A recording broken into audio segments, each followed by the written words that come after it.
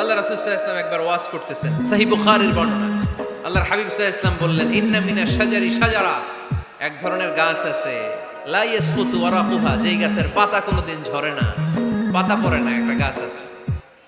মাসালুহা কামাসালিল মুসলিম, এই পাতার দৃষ্টান্ত মুসলিমের দৃষ্টান্ত একই। হাদিসুনি মাহিয়া, দেখি তো কোন সাহাবী বলতে পারে এটা কোন গাছ।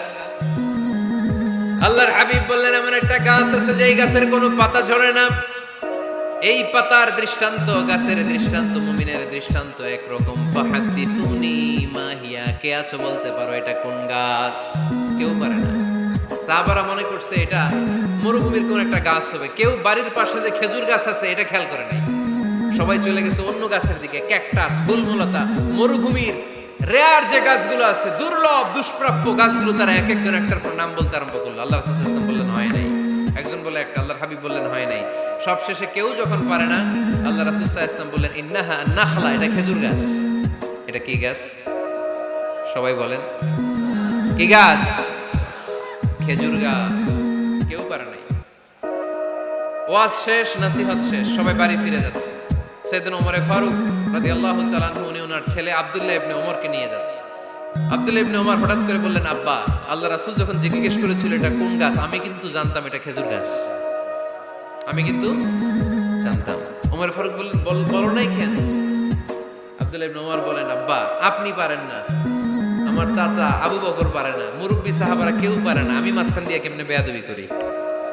সুবহানাল্লাহ পড়বেন না? ওমর ফারুক বললেন, বলো কি? তুমি যদি আজকে বিশ্বনবীর সামনে উত্তরটা দিতে পারতা, আমার ছেলে উত্তর দিতে পেরেছে, এটা জেনে আমার বুকটা এত বড় হয়ে যেত। ও আব্দুল্লাহ, কেন তুমি বললা না? আজকে কেউ প্রশ্নের উত্তর করতে পারে নাই, তুমি যদি বিশ্বনবীর সামনে দাঁড়িয়ে প্রশ্নের উত্তর করতে পারতা, আমার বুকটা এত বড় হয়ে যেত। কেন বললা না? তুমি বললে আমি বড্ড খুশি হয়ে যেতাম। সুবহানাল্লাহ পড়েন। তার মানে মাঝে মাঝে জুনিয়ররা সিনিয়রদেরকেও হার মানায় দেয়, এরকম আছে না নাই? এজন্য পরামর্শ করবেন, অবশ্যই পরামর্শ করবেন। সাইয়েদনা ওমর ফারুক যখন খলিফা, তিনি মুরব্বীদের মিটিং এ একটা ছোট্ট বাচ্চাকে রাখতেন, অল্প বয়স্ক এক সাহাবী, ওই সাহাবীর নাম আব্দুল্লাহ ইবনে আব্বাস রাদিয়াল্লাহু তাআলা। মুরব্বীরা মনে কষ্ট পেলেন, কিরে, এই ছেলের সমান নাতি আছে আমার ঘরে, আমার নাতি আছে, এই ছেলের সমান, এই ছেলেকে কেন রাখে? ওমর ফারুক বললেন, একদিন দেখাই দিব আপনাদেরকে কেন রাখি।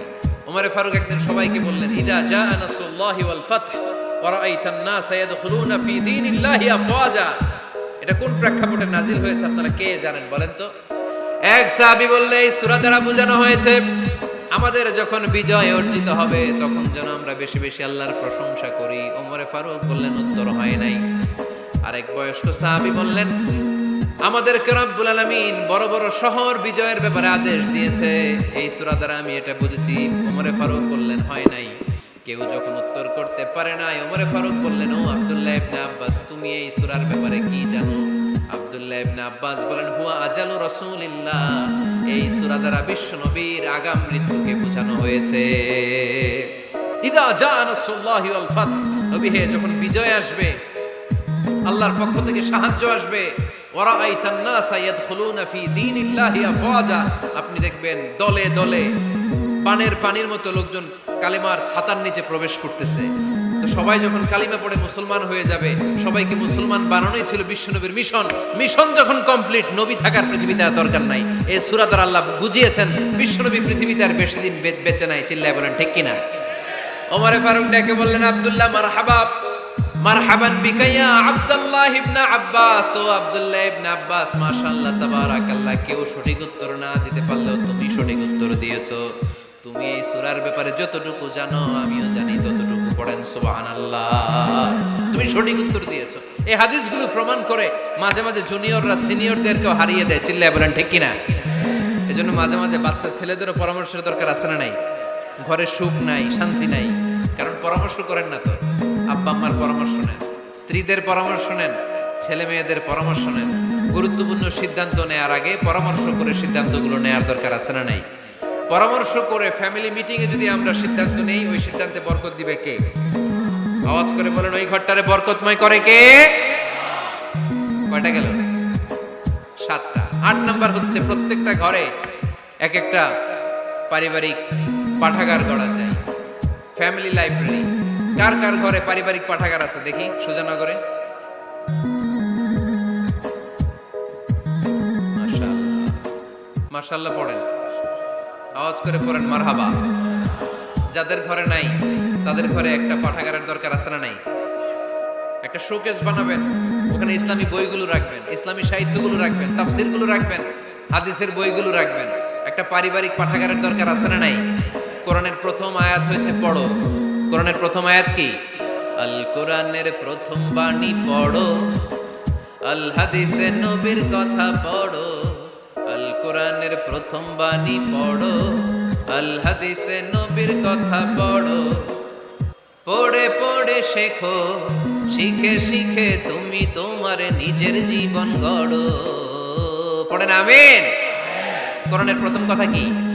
ইকরা, পড়ো। কোরআনের প্রথম কথা কি? ইকরা বিসমি রাব্বিকাল্লাযী খালাক, খালাকাল ইনসানা মিন আলাক। ইকরা ওয়া রাব্বুকাল আকরাম আল্লাযী আল্লামা বিল কলম, আল্লামাল ইনসানা মা লাম ইয়ালাম। পড়েন সুবহানাল্লাহ। পড়ো তোমার প্রভুর নামে যিনি তোমায় শিখিয়েছেন। Read in the name of your Lord who has created. পড়ো, পড়ার কোনো বিকল্প নাই, আপনার পড়তেই হবে। বেঁচে আছেন পড়েন, সুস্থ তো পড়েন, অসুস্থ পড়েন, মরে যাচ্ছেন তখনও পড়েন, পড়তে পড়তে মরেন। ও মিয়া, মরার সময় পড়ার দরকার আছে না নাই? মরার সময় পড়বেন লা ইলাহা ইল্লাল্লাহ মুহাম্মাদুর, এটা না পড়লে হবে? তার মানে মরার সময়ও পড়তে হবে। চিল্লায় বলেন ঠিক কিনা? তাহলে সুখী, সমৃদ্ধ, আলোকিত একটা পরিবার গড়ার 8 নম্বর পয়েন্ট হচ্ছে একটা ফ্যামিলি লাইব্রেরি। প্রত্যেকটা ঘরে শান্ত যেন নেই, যে আমাদের প্রত্যেকের ঘরে আমরা যেন ছোট্ট করে একটা পাঠাগার বানাই।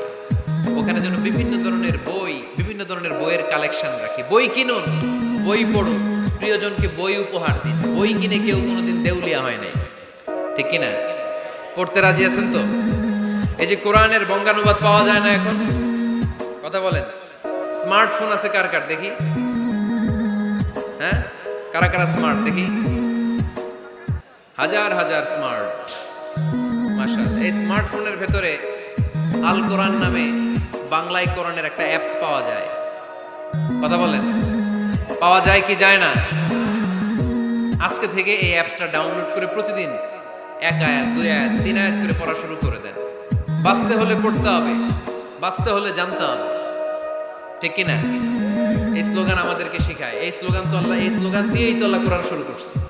ইকরা বিসমি রাব্বিকাল্লাযী খালাক। বাঁচতে হলে জানতে হবে, বাঁচতে হলে পড়তে হবে, পড়ার কোনো বিকল্প নাই। আওয়াজ করে বলেন ঠিক কিনা? সুজানগরের রায়েরা মোবাইলের অ্যাপসের ভেতরে আমরা কোরআন রাখতে রাজি আছি তো সবাই? হাদিসের অ্যাপস ডাউনলোড করতে রাজি আছি তো? বাস রাজি আছি, ডাউনলোড করে রাইখা দেব, আর কেউ পড়বো না নাকি? হ্যাঁ, প্রতিদিন একটা আয়াত হলেও যেন আমরা পড়ি। আল্লাহ যা বলা দরকার সব বলে দিয়ে গেছে, নতুন করে আর কিছু বলবে না। আমরা যেন পড়াশোনা করি, আমরা যেন একটা পাঠাগার বানাই।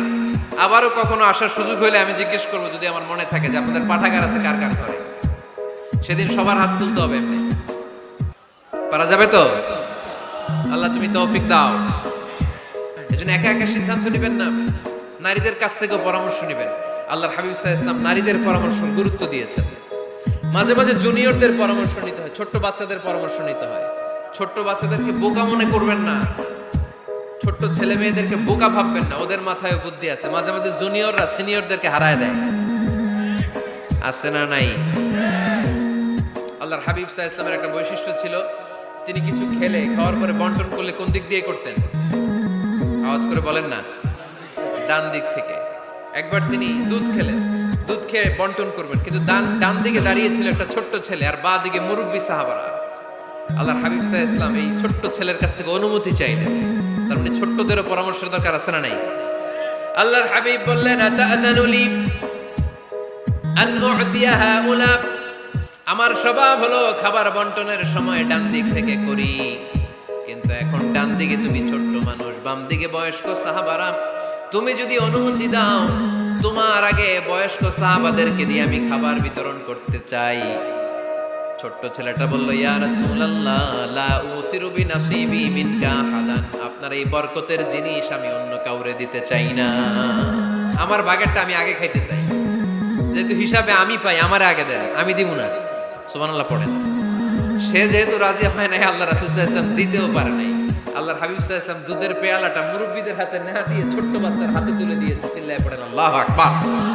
তাহলে ছোট্ট বাচ্চাদের পরামর্শের দলিল আছে না নাই?